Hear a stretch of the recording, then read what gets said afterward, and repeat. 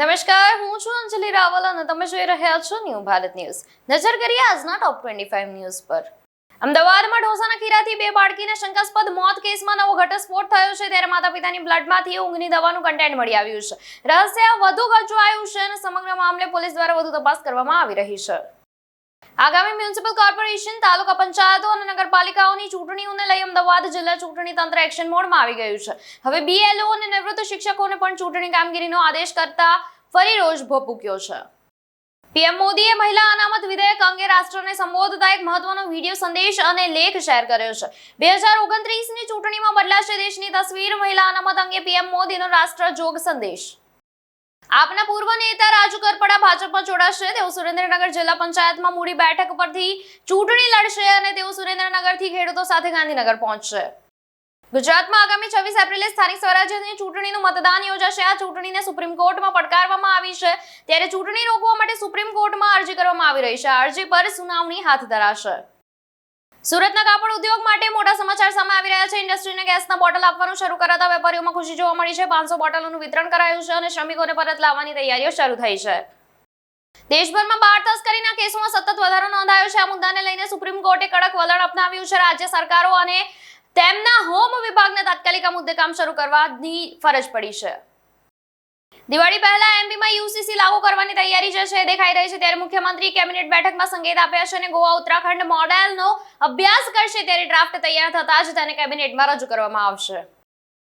ગુજરાતમાં માવઠાનો રાઉન્ડ પૂરો થયો છે અને હવે ગરમી તોબા પોકાર આવી રહી છે, ત્યારે રાજ્યમાં 2 થી 4 ડિગ્રી સુધી તાપમાનમાં વધારો થઈ રહ્યો છે. રાજ્યમાં ગરમીનો પારો 46 ડિગ્રી સુધી પહોંચવાની આગાહી. ધાર્મિક પ્રસંગમાં સેવ ખમણી ખાધા બાદ 60 થી વધુ લોકોની તબિયત લથડી છે, ત્યારે ફૂડ પોઈઝનિંગની અસર થતા સમગ્ર પંથકમાં દોડધામ મચી ગઈ છે. હાલ તમામ દર્દીઓને સારવાર અર્થે હોસ્પિટલમાં ખસેડવામાં આવ્યા છે. ભારતમાં સ્માર્ટફોન 40% સુધી મોંઘા થયા છે. ઓપ્પો, વિવો અને સેમસંગ ₹4000 સુધી ભાવ વધાર્યો છે. એઆઈ ચિપ્સની અછત અને અમેરિકા-ઈરાન યુદ્ધ જવાબદાર છે. ભારતે વર્ષ 2028માં યોજાનારા યુનાઇટેડ નેશનના વાર્ષિક આબોહવા પરિવર્તન સંમેલનની યજમાની કરાવવાનો પોતાનો પ્રસ્તાવ પાછો ખેંચી લીધો છે, કારણ કે ભારતે પોતે આ કાર્યક્રમ માટે પોતાની દાવેદારી રજૂ કરી હતી. મુંબઈ-અમદાવાદ બુલેટ ટ્રેન પ્રોજેક્ટ માટે મહારાષ્ટ્રના વિક્રોલી ખાતે ટનલ બોરિંગ મશીન જે છે એ ટીબીએમ એસેમ્બલ કરવાની પ્રક્રિયા શરૂ કરવામાં આવી છે, ત્યારે આ મશીનનો ઉપયોગ સમુદ્રની નીચે બનનારી ભારતની પ્રથમ 21 કિલોમીટર લાંબી ટનલના નિર્માણ માટે કરવામાં આવશે. આઈપીએલમાં કોલકાતા નાઇટ રાઇડર્સનો સામનો લખનઉ સુપર જાયન્ટ્સ સાથે થશે, ત્યારે આ મેચ કેકેઆરના હોમ ગ્રાઉન્ડ ઈડન ગાર્ડન્સ સ્ટેડિયમમાં સાંજે 7:30 વાગ્યાથી શરૂ થશે. મેચનો ટોસ સાંજે 7 વાગ્યે થશે. સોના ચાંદીના ભાવમાં ઘટાડો જોવા મળી રહ્યો છે, ત્યારે 10 ગ્રામ 24 કેરેટ સોનું ₹1000 ઘટીને 1.50 લાખ થયું છે, જ્યારે 1 કિલો ચાંદી ₹9000 ઘટીને ₹2.35 લાખ થઈ ગઈ છે. લેબનોનમાં ઇઝરાયેલી હુમલાથી એક દિવસમાં 254 મોત થયા છે. રાષ્ટ્રીય શોકની ઘોષણા કરવામાં આવી છે, ત્યારે ઈરાને કહ્યું યુદ્ધ વિરામ અને યુદ્ધ એક સાથે ચાલી શકે નહીં. મહેસાણા મહાનગરપાલિકામાં સમાવેશ મુદ્દે અનેક ગામમાં ચૂંટણી બહિષ્કારના બેનર લાગ્યા છે.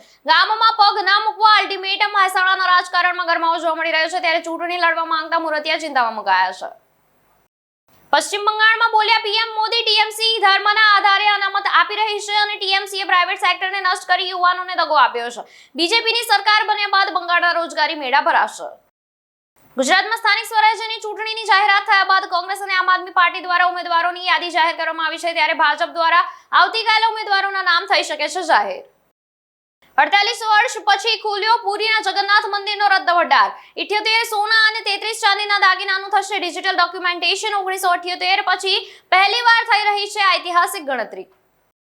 યુદ્ધ વિરામની જાહેરાત વચ્ચે રૂપિયામાં મજબૂતાઈ અને ક્રૂડ ઓઇલના ભાવમાં ઘટાડો. મધ્યમ વર્ગ માટે સારા દિવસો આવવાનો સંકેત. કેનેડા જઈને અભ્યાસ કરવાનું સપનું જોનારા અને ત્યાં સ્થાયી થયેલા હજારો ભારતીય વિદ્યાર્થીઓ માટે ચિંતાજનક સમાચાર. કેનેડિયન ઇમિગ્રેશન વિભાગે અચાનક આંતરરાષ્ટ્રીય વિદ્યાર્થીઓ માટે સ્ક્રીનિંગ પ્રક્રિયા અત્યંત કડક બનાવી છે. લોસ એન્જલસની અદાલતે ફ્રેન્ડ્સ ટીવી શોના સ્ટાર મેથ્યુ પેરીની મૃત્યુ જે થઈ છે એના માટે જવાબદાર મહિલાને 15 વર્ષની જેલની સજા ફટકારી છે.